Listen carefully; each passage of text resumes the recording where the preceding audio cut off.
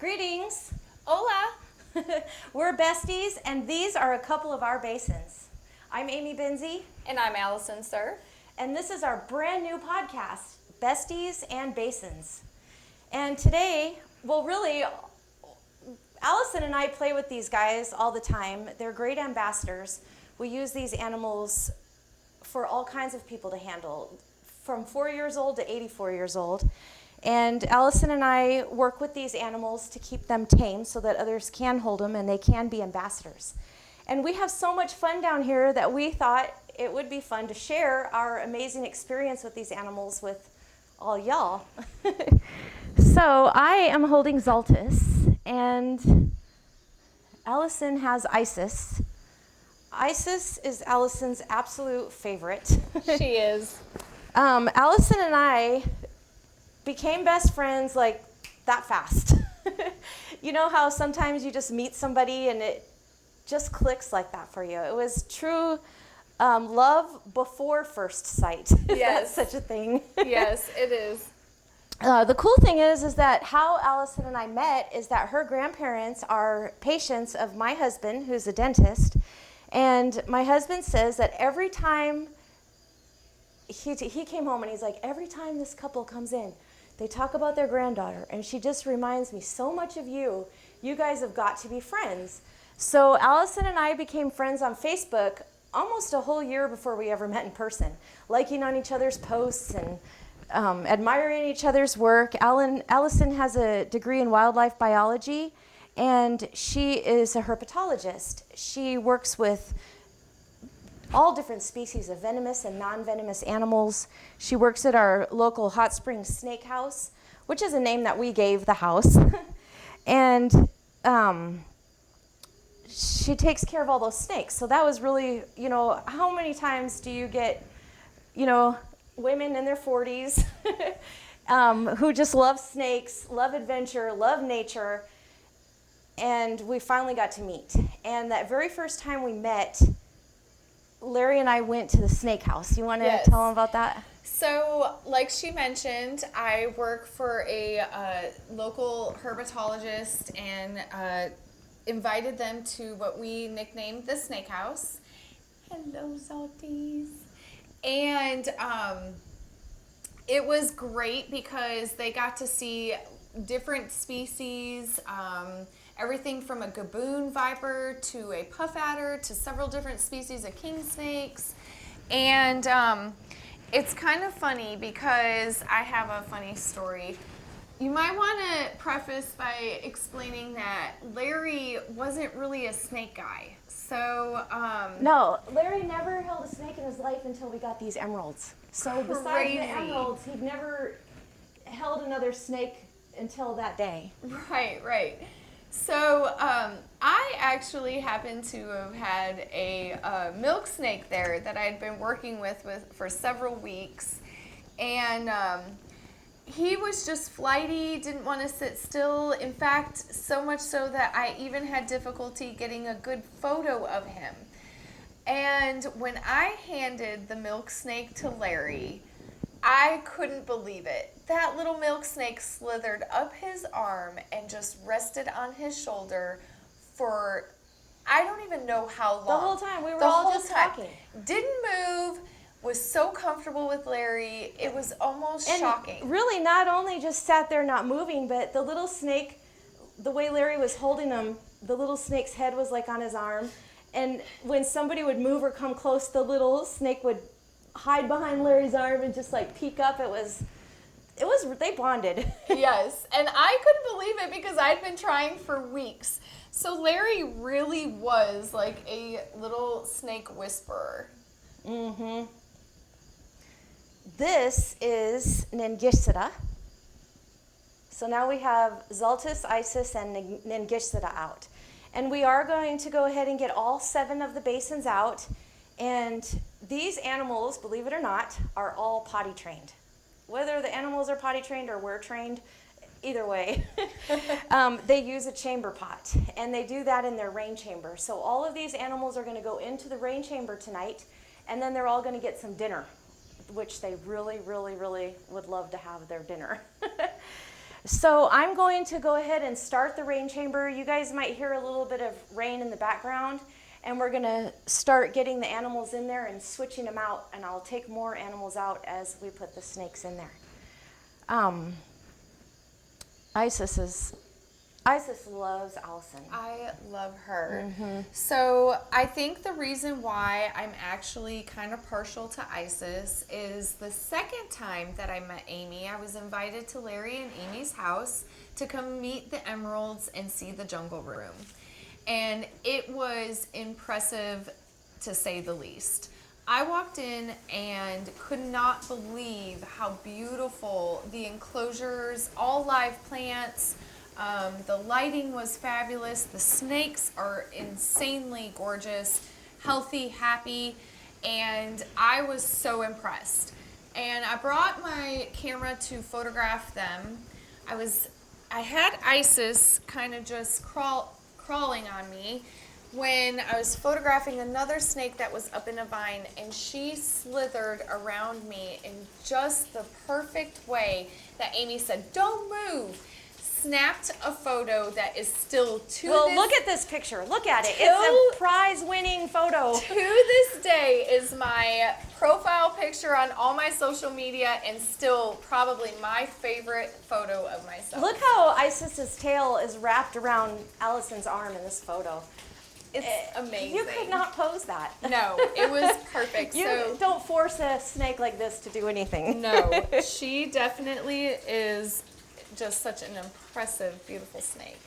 So what we're doing right now, you guys can't see the rain chamber. We may turn the camera on the rain chamber a little bit later, but right now I've got the rain chamber running, and it's going to reach a temperature of 92 degrees Fahrenheit because that's what the snakes like. And when the snakes go into the water, well, in nature, it's just the way of nature that the snakes eliminate when it rains.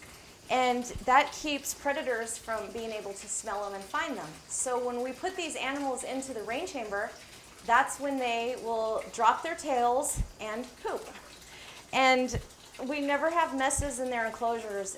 Very, very rarely on some of the younger ones, there will be, but we do poop them every time before we feed them. So that's every 3 to 4 weeks. These animals can actually hold their meals for months, and it's actually pretty common for it to be like that because most captive emeralds don't have the opportunity to get into the rain, so they will just hold their poop for multiple meals, sometimes months at a time. So we like to keep these animals empty so that we can handle them and use them as ambassadors. Nobody wants to get bit. We can pretty much control that with our own behavior for the most part, but the only way to keep from getting pooped on is to keep them empty. Speaking of bite, I would just like to preface our audience that working with live animals, anything can happen. Amy and I are experienced and have been bitten before. It does happen occasionally. We try our very, very best to watch the animals' behavior, make sure they're not stressed out, and to make sure that everyone's happy and that doesn't happen.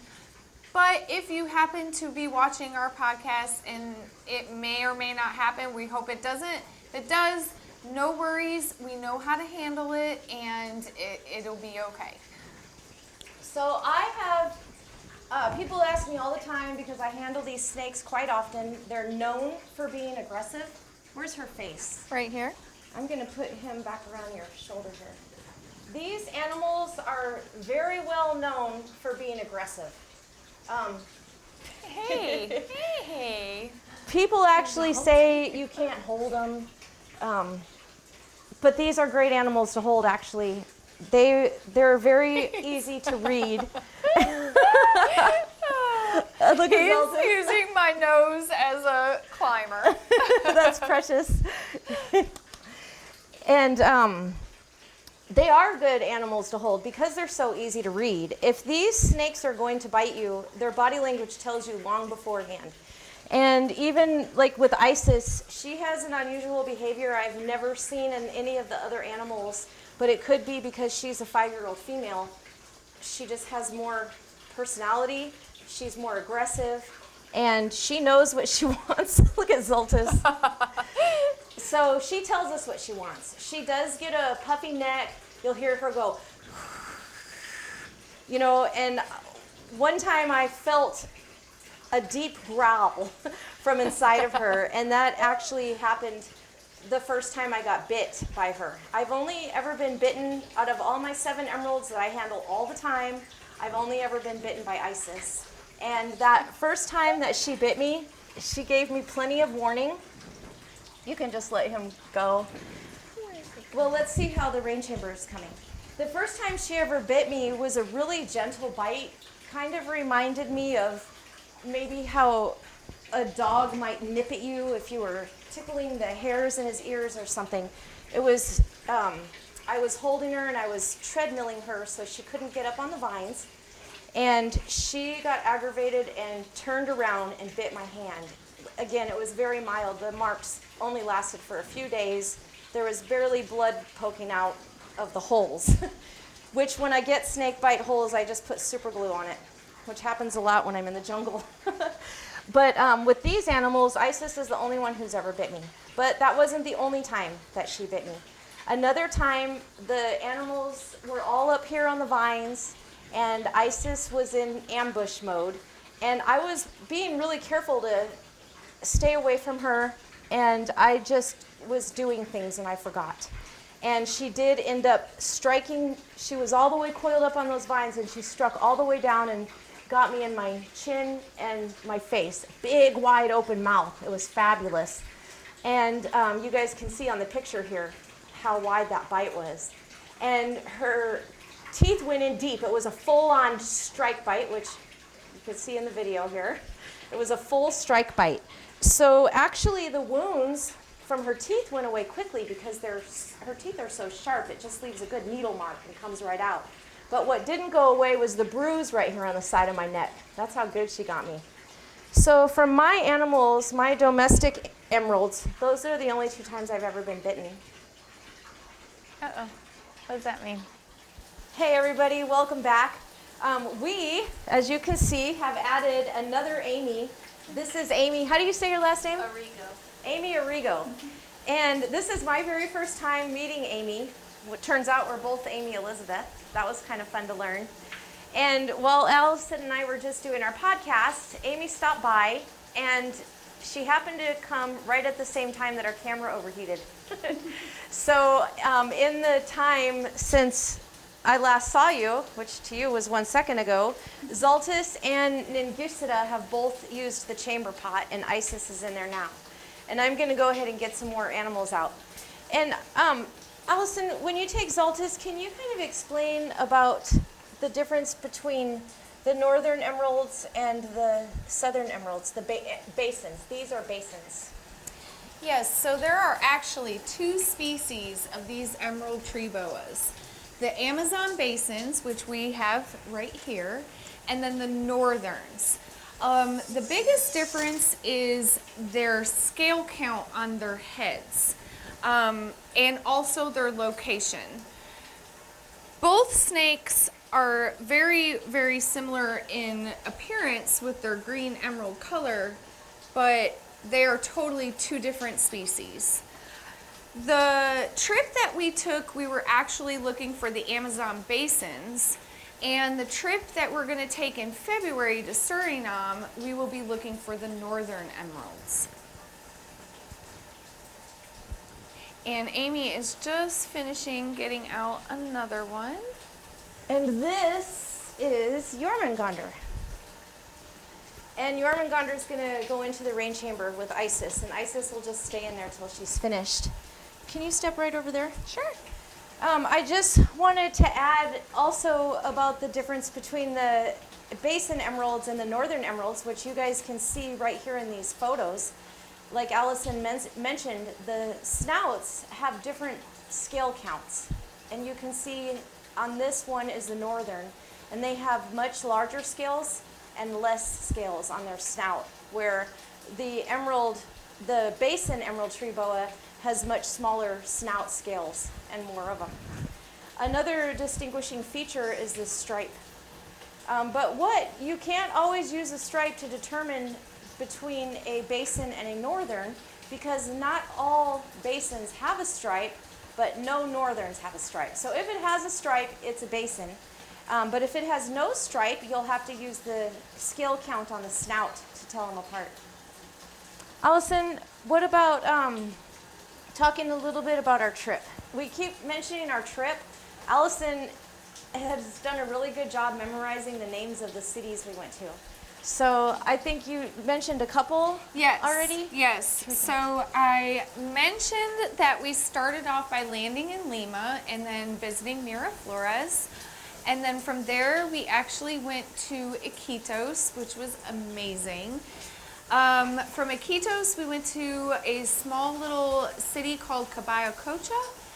And that is a great place because we got to, I actually got to meet some of Amy's friends that she knew. From a previous trip. There. And they took us out on their boats into the jungle, which was really, really neat. Yes, when you take these trips, you can imagine, Amy is considering taking a trip with us possibly in February. We'll see how that works out, we hope. But if not, we take multiple trips every year, so at one point she'll be able to go with us. And when you're on these trips, you could be sitting on a little tiny canoe bench for 12 hours. If you're really, really fortunate, the boat might be big enough to hang a hammock. The trips are not easy. No, they are a little bit physically. It's a little bit taxing, but it is so worth it because you get to see so much along the way. In fact, I'll tell a little story about, real quickly. It was the first time that we were in Caballococha and exploring the jungles there. And on our way back, it was dark. We were on the river heading back. There's no boat lights. It is not like the United States where the boats have lights and headlights and everyone can see. This is complete darkness. And we actually ran into a little bit of vegetation that got the boat stuck. Of course, I was a little bit nervous about it because I had never experienced anything like this. But Brazil, our driver, was not worried at all, and he got us right out with just using a board. It was incredible. But we hope to share a lot of those stories with you in the future podcasts because there are just so many. Yeah, there's no way we can tell all of our stories in 1 hour. There really isn't. We're going to have to do like one country per hour. Yes. So we hope that you will join us for all those stories and experiences of all the places that we got to see. My favorite place, like I had mentioned earlier, was Leticia in Colombia. Initially, I didn't know what to expect with Colombia, but it turned out to be an amazing little place. Great markets. Our guide was one of my favorites. And I hope to go back someday. We will. I really do. We definitely will. So right now I have Jormungandr, I think. You have two. And Isis in the rain chamber. And then Amy is holding this one is Asmoa. We call her Azzy.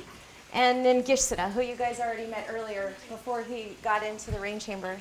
And then Allison has Zaltis, and Zaltis has already been into the rain chamber. Yes. Look at how sweet. So we, like I said, we use these animals for ambassadors. And right before the camera overheated and Amy knocked on the door, I was talking about getting bit. And I had mentioned that I've gotten a bite while holding Isis, and then another bite when Isis struck my face. And there's a huge difference between a strike bite and a non-strike bite. So in the case when you're holding the animals like this, if you were actually to get bit while you were holding them, it's to me seems highly unlikely because even Isis can be very snippy, but once you have her in your hands, has this one already been in the rain chamber? Yes. Let him go thing. So because Isis can be a little bit snippy, we really watch her body language. But these animals, all they want to do is climb. This one cannot go on the vines, but that one can. My favorite. She only thinks he's her favorite because she hasn't held Cassius Clay yet. Hasn't held him. Cassius is cute. Yeah, he's a real sweetie. Yeah. So I'm just going to, I know we said we could let him climb, slither up there, but we can't see him anymore. So we still want to be able to see him. Salty, you can hang out with me for just a little bit. I know. The other thing that I was saying before we lost our technology is that the basins are known to be very, to bite, to be real striky. People say, don't touch them, you can't hold them. But these animals are very, very good to hold. They are easy to read their body language and always, mild-mannered. Like I said, Isis gets huffy sometimes, but not real often. Allison, let's talk. Oh my gosh, look, go get close to the camera. Let's talk about, you go first while I manage some more of these animals and tell us how you got into snakes. And then I'll tell mine. So I kind of joke around and just say I was born this way because I did not grow up in an environment that was full of nature and wildlife, but I always connected even as a small child. Tell them where you did grow up. I grew up in the suburbs of Chicago, so it was a concrete jungle, and I can remember being a little kid and going to the library and getting every book I could get my hands on that had anything to do with animals, reptiles. The zoo books were great. I don't know if anyone remembers the zoo books, but those were amazing. The photos were awesome. And so I just remember being a little kid and thinking someday I want to see these animals, learn all about them.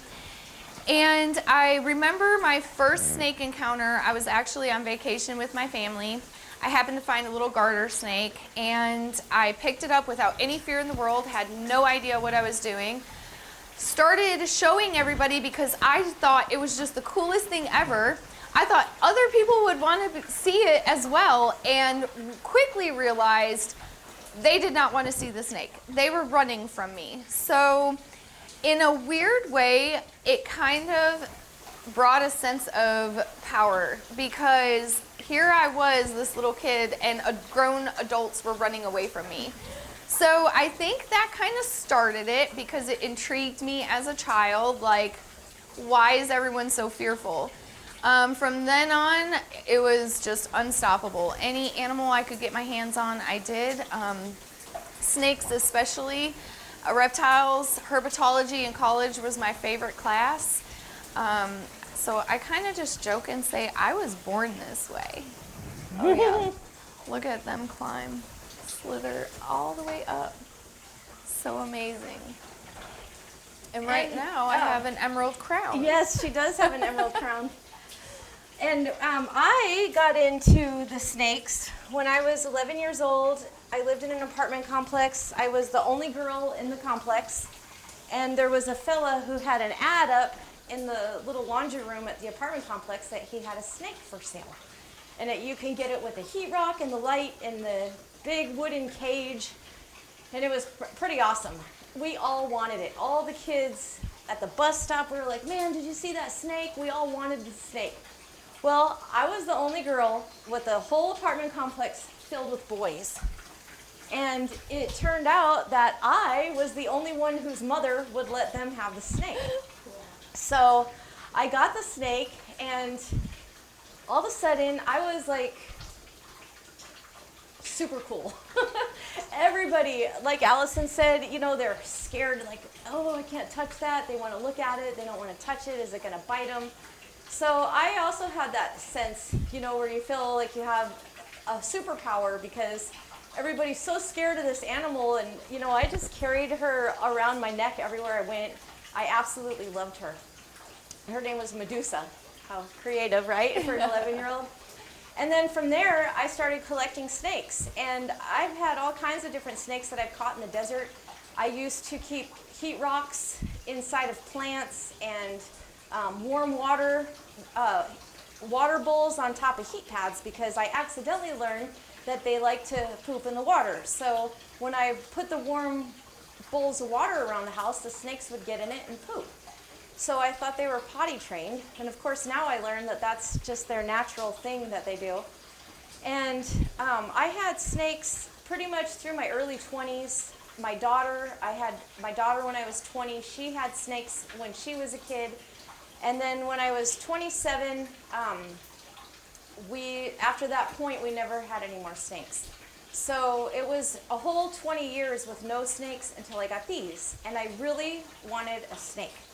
So the snake I wanted was a false water cobra. I wanted 2 false water cobras because they're so friendly. It's so cool. You could like put out a plate of all different kinds of fish and different food and hot dogs.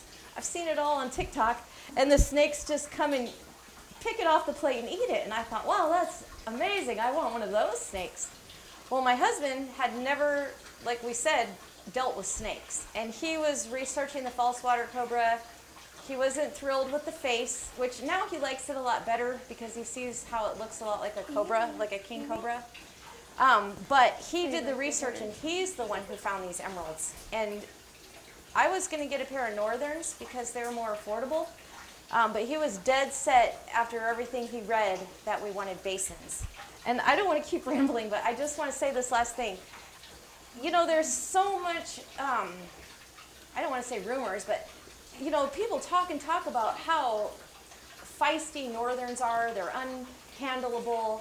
But, you know, a lot of those northerns, like Allison was saying, they're still, or I don't know if you were just telling Amy that, but the northerns can still be exported from Surinam and Guyana, where the basins cannot be exported. If you buy a basin, it was captive bred and born. So a northern is very likely that you got it as a wild caught, because they cost less money than a captive bred, so they sell them at the, you know, the snake shows. Reptile shows. Yeah, reptile shows. And, you know, those animals go through a lot of stress between being caught, a lot of dehydration, and just other things. We'll talk about that in another podcast. But those animals, I've held them in the wild. And, you know, I believe that with the proper love and the right touch, that they're all just as mild-mannered as the northerns are just as mild-mannered as these basins. Yeah. Do you have anything to talk about? Well, I would just like to touch base on Wait, the reason why. one more thing. Poop. Ah! That's their chamber pot. So I wanted to ask you, because Amy, I know a little bit about all the different types of species. Amy is definitely much more specified to the emerald tree boas. So why do they have their scientific name? Because the northern is Corallus caninus. So where did that come from? Are you asking me? Yes. I've read 2 different things about the caninus, and I can even start off by first saying that the northern emerald tree boa, the Corallus caninus, and the basin emerald tree boa, the Corallus batisi, were not separate species until I think around 1972 or 3, that they were deemed to be 2 completely separate species. And what were you saying about it? That how did they get their name, their scientific yes. name? So I've read 2 different things. I've read that, let's trade places because I don't want to block her. Yours don't block her, you're so tiny. But I've read 2 different things. First of all, Allison mentioned earlier, not on this podcast, but just to me, that the caninus were named she-red because the teeth. These animals have maybe we shouldn't tell Amy this until it's all over. But no, No she's worries. fine. I'm just kidding. She doesn't have a microphone on, that's why she's not talking. But they have the largest teeth of all non-venomous snakes known on the planet. So a bite from these guys is considered to be the worst possible non-venomous bite. But I can tell you that I don't know what it's like to get bit by other snakes. When I was a young girl catching snakes in the desert, of course I got bit many times, but when you're a kid, nothing like that matters. You're cool. You're fine. So these animals do have really big teeth, and that's one reason that I've read why they were named caninus. But I read another reason why they were named caninus, and to me it makes more sense because I used to raise German Shepherds, and my Shepherds, you guys, many of you know Shepherds well, have a nice long snout with a little tiny bump in the middle. And if you look, let me show you, do I have Ningishita out here? Yes, This is, which one's wetter?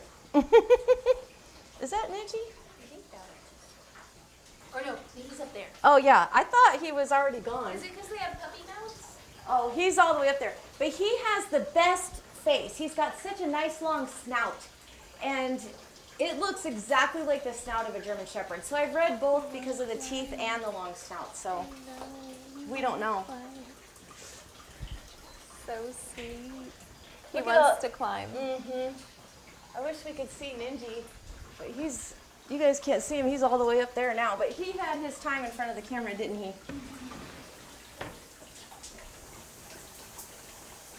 Now, Isis here, she thinks she's at the spa, and she is not doing what she's supposed to do in here. She is just relaxing, which is perfectly fine. She can just stay in here as long as she wants to. So you guys saw the little chamber pot that I showed you earlier? We put the snakes into the rain chamber, and then as soon as they drop their tail down, we just slide this right underneath their tail, and it's a chamber pot. And Isis is just enjoying her water right now. They love to drink the rain. Yes, yes. So I am going to get out one of our babies. This is, Isis, I don't know. You can't say which one's your favorite. They all have a different reason they're my favorite. But Cassius Clay, a lot of you know Cassius Clay from my social media, Happy Basins, on Instagram and TikTok. And Cassius Clay is my water baby. This animal will take water right out of your hand. You can pour the water in your hand. You could feed him out of a water bottle, out of the hose. If there's water, he will drink it. So I'm going to go ahead and get Cassius Clay out. Oh my gosh, you're doing so good. Look at these babies. How old is Cash? Cash and Bella are 1.5 years. As moi, Ningishita, and Jormungandr are 3 years old, and Zaltis and Isis are 5. Hello, beauty.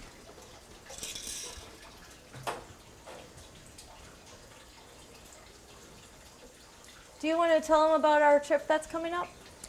So one of the super exciting things that I am so looking forward to is we are going to be taking a trip to Surinam in February.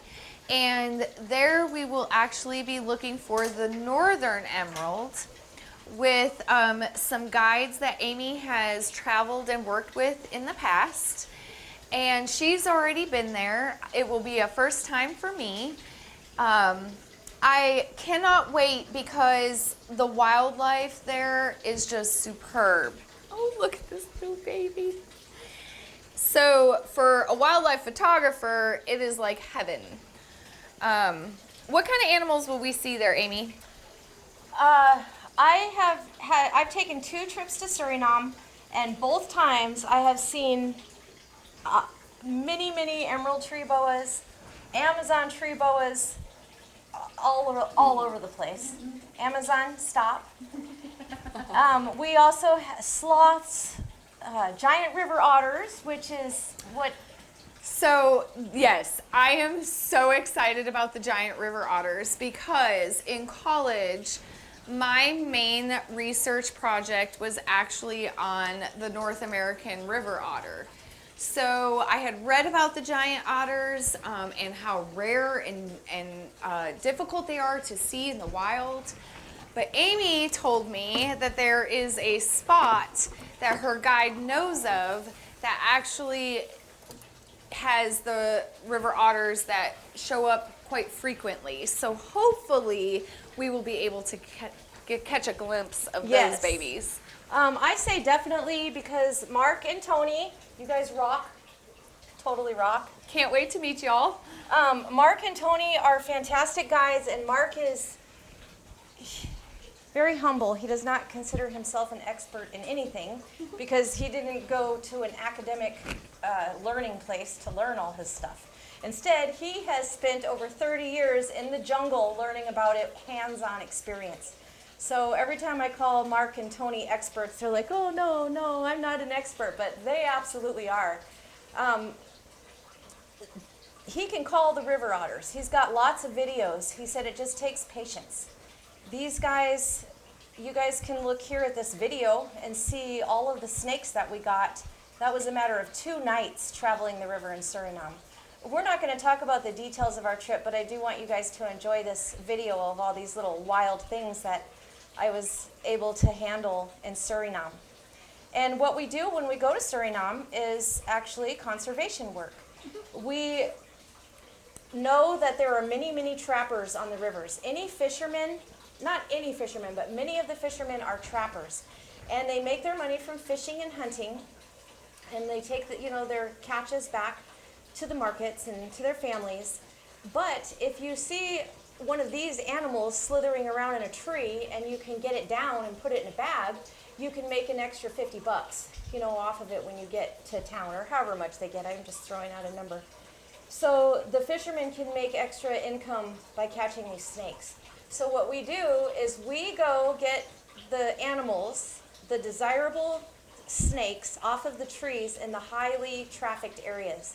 So the main rivers where the fishermen are, we'll take them down and then we relocate them, still keeping them on water, but a much smaller body of water where we travel deep in with without a motor. We have to paddle in and sometimes push our way through shrubbery to get these animals to a safe place on the water. And we do make sure that the place we choose has the right trees. You know what kind of trees these animals like because you know what kind of fruit the rats like. So if the tree grows fruit that rats like, then that's a good place for the snakes to be. Because of course the snakes eat rats, which we are going to feed these guys today. So tonight you guys are seeing these animals just get a regular handling into the rain chamber, get some, they kind of pay their rent by letting us love on them. And then they're all going to get dinner. And that's their most exciting time of the month. They get fed every 3 to 4 weeks. So I'm going to see what I can do over here. But Allison, can you kind of talk about, a lot of people ask me if I'm breeding these animals. I have not started breeding them. I do have a pair of 5-year-olds, and they can breed if they want to. They can travel back and forth through each other's enclosures, and they spend a lot of time together. Zoltus loves Isis. He follows her around, literally waits for her to fall asleep at night and goes and sleeps next to her. I've got all of this on video. Zoltus has gotten himself, twice I've caught on video, Zoltus getting himself into a bind, and Isis literally traveling over to where he is to help him. It's just, they really love each other. But the animals don't actually reach sexual maturity until like maybe between 6 and 10 years old. So even though they're old enough to breed, we are not inducing the breeding right now. And Allison's going to tell you how you would induce breeding if you were going to do that. So basically, different species of snakes are going to require a little bit different manipulations to induce breeding. But the biggest one is to mimic their natural environment. And a lot of times with reptiles, what induces their reproduction is seasons. If they are neotropical animals, they have rainy and dry seasons, or temperature. So, for example, in the snake house, how we induced some of our animals to breed is that we would actually put them in what's called brumation. And that is just taking them and cooling down their body temperature for several months to mimic a seasonal change. And then they don't eat as much during that time because you're cooling them way down. But then after a few weeks or a few months, depending on the species, you increase their temperature and take them out of brumation, feed them really well, and then put them with their mate. And hopefully you'll have success. And we have not done any of that. We're just kind of keeping everything like it is and see what happens. We have 4 males and 3 females, so we know eventually we're going to have babies. This is Bella. I've held Bella a couple of times, just like taking her out of the rain chamber and putting her back into her little habitat. But other than that, the only person, and Larry has also held Bella under the same circumstances. But Allison does really well with her. She is a little beauty, a little more shy. She's a little more shy. She just gets a little more nervous. And I think the reason for that is that when she was a baby, she was sent from the southern United States to Colorado, where she had to be cared for and force-fed. So we think that it's possible that that caused her to be a little more jumpy. Yeah, she is. She's. And she is. It's okay. It's okay. She just likes to feel more secure. So She when she just gets wants off to- that perch, Yes. she's looking to find something to cling on and feel comfortable with. Yes, so there she is. So she wanted to get close to my body. Yes. But she does really well. Once you get her off the perch, she calms down. It's just that initial little nervousness because she is so comfortable on her perch. That's in her enclosure at all times, so that's her safety spot. But she does great once she's off it. And she's looking all ready to climb. I see you, Bella. She is a sweet little thing.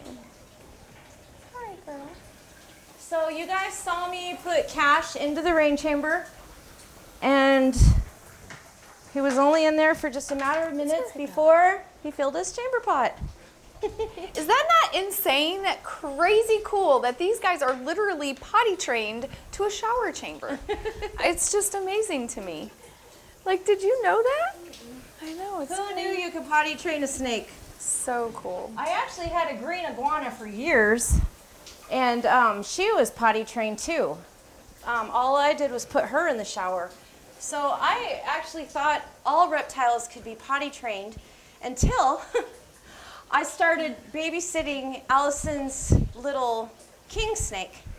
And I came to learn that king snakes are not the best first snake.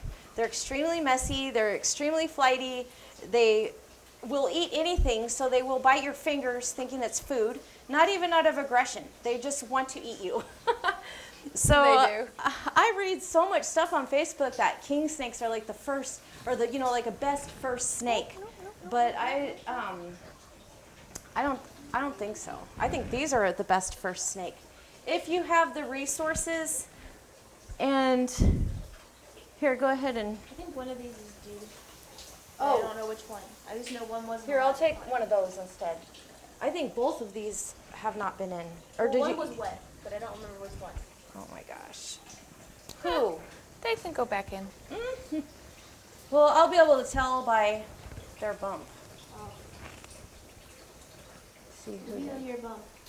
I think this is the one that has not been in. Bye. Bye, friend. Yeah. So cute. Hi, baby.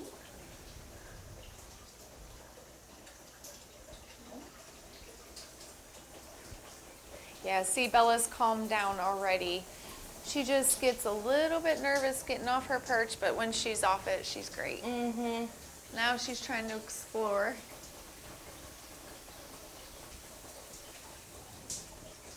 And she's really dainty.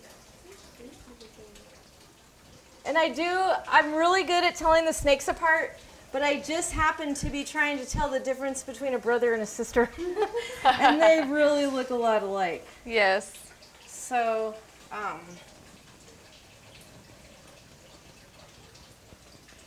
pretty sure this is the one we already put in there, Yarmandonder. Once in a while they get mixed up. It's actually only ever happened one time.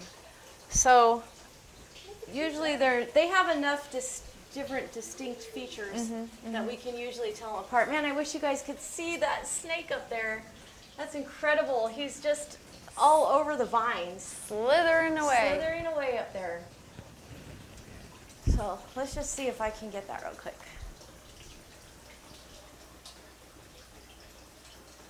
He made a great leap over from the. Oh, yeah. Yeah, he's all the way up there. Isn't that crazy cool? Oh, cool. I guess we can zoom. So you guys can see him slithering up there. That's Nangishsita. And he actually looks like he's trying to go home. So. Is he? He sure does, doesn't he? Yeah, his little house is right here.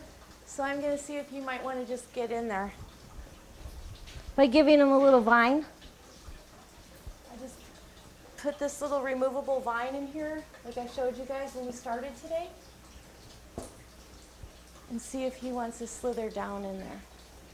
Oh no, Bella. You haven't gone in your chamber yet. You don't get to go So out we'll yet. see how he does with that.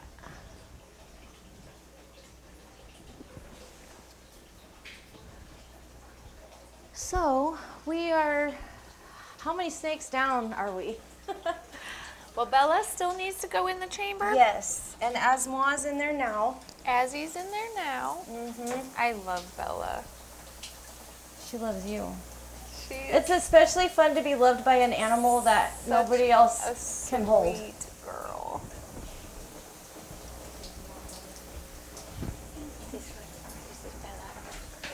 Look at her. Aren't they amazing? I want one. I know. Once you meet an emerald, you want one. Yes. Or 7. Or 7.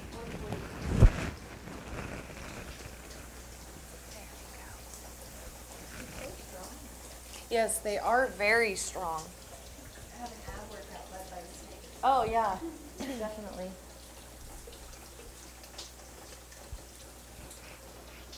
Hi, little sweetie. This is definitely the sweetest animal. He is always ready to visit. And like I said, he loves to drink water. Just a very happy little thing. Sleeping? Are you comfy in your hammock? I've been quite cozy. So cute. Yeah, they are strong. You got Isis behind you. Big girl. This is that Zaltis. Isis? Oh, where's Isis? She's still in the rain chamber. Oh, that's right. She is. Yeah, Isis just decided that she was going to take a little spa time and just relax in there. Yeah, she sure is. Everybody's getting pretty cozy in there. But you know, like today we're just trying to move the snakes in and out. On a regular night, when we're not making a podcast, we would let them stay in there as long as they want to. So. You have to.